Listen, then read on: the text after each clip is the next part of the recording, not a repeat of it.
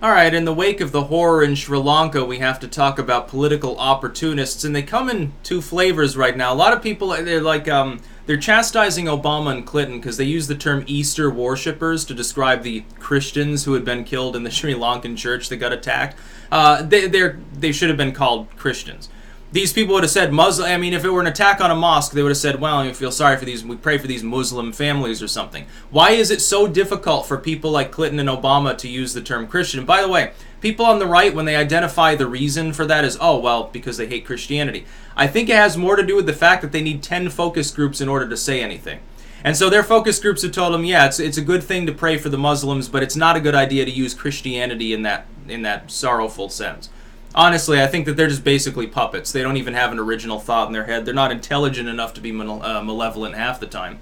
They're just screwballs.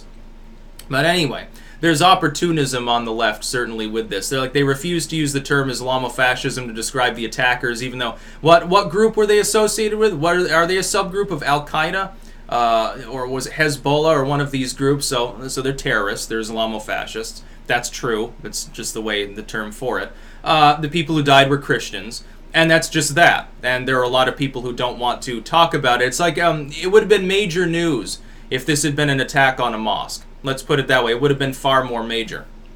And it was funny. What was it?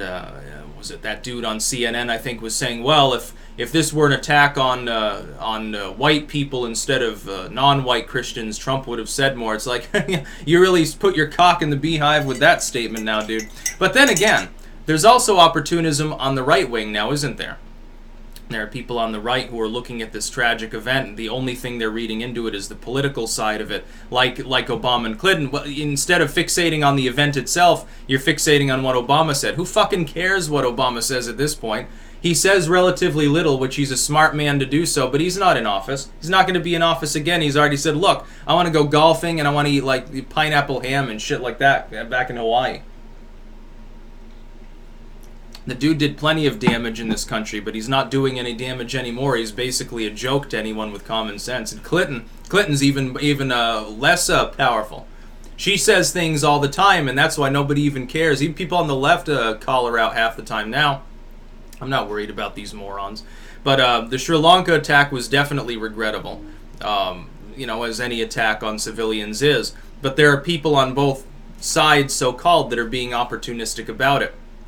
And so what it's devolved into is a political argument over an event that really has nothing to do with politics. It really has to do more with sectarian violence. But people are extrapolating that to be political. And also, another thing, as an aside, I gotta say this, because I gotta take umbrage with some people on the right. They'll say, Islam is a political movement, not a religion. You're wrong in the way it tends to be classified. There are politicized movements within it, like Al-Qaeda. Al-Qaeda is an offshoot of more hardline Sunni Islam, Wahhabist sort of Islam. And they have politicized it. They try to create organization that is technically more secular around that general shared identity. But that's not something solely unique to Islam. Christians do this too. The Catholic Church is a political force. And I know some Protestants will say, well, they're not really Christian. Okay, I'm not going to get into that bullshit. It's not going to happen, whatever. You want to have your own sectarian arguments, at least don't blow each other up over it. Unfortunately, in Sri Lanka, that didn't turn out to be the case. And the other thing that I would say is that people in the West need to understand, people like the Ivory Tower liberals are always like, well, everyone's the same around the world, all people are equal, but they don't use equality like they should be treated equally. They think that they're just all exactly the same. So it's difficult for them in their unintelligent sort of looking at the world to understand that, yes, there are cultures around the world where violence is still not seen as morally as reprehensible as maybe in the West. Like here we shun, typically we shun the idea of like randomly attacking people or something. Even corporal punishment, like spanking your kid, is an open question that's hotly debated. In some cultures it'd be like you'd be considered a pariah, a freak, if you didn't. You'd be considered freaky if you didn't, attack people based on religious differences if they ever cropped up. That's just the way that it is in certain parts of the world. Now, Sri Lanka doesn't really have that problem as much. They're considered generally safe and relatively peaceful country for the most part. But anytime when you have these, religious forces together, if they become politicized at all, yeah, you're going to have terrorist attacks, certainly. And we've seen it all over Europe. We've seen people attack churches. There are definitely a lot of anti-Christian attacks there. And they just don't get as much, you don't hear about them as much, even though they're more prevalent than attacks on like mosques or something in the West or elsewhere. Even though it's far more common, you hear less about it. And it's not because of the commonality, it's because it's hush-hush. These regimes, these authoritarian dictators basically in Europe don't want people to know what's really going on. The press here, the legacy media at least, doesn't really want people to know the truth. They're constantly trying to muzzle anyone that talks about it, basically. They've got a lot of people convinced that criticism of Islam in a topical and academic sense is a form of phobia or something like that. Oh my God, I talked about the Sri Lanka attacks. I must hate all Muslims or something like that. And it's bullshit.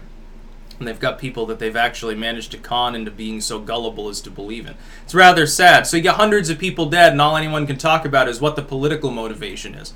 Like, they're not even talking about the religious motivation that's far more clear. They have to talk about, well, Obama used the wrong term. Well, yeah, he did, quite clearly. But that shouldn't be the main story of the day for for anybody. You should be fixating on, well, I feel sorry for the families of the dead, and I feel even more sorry for the dead. Have you ever noticed whenever there's a tragedy, it's like, I pray for the families of the fallen, sort of thing. Why aren't you praying for the people that actually had to die?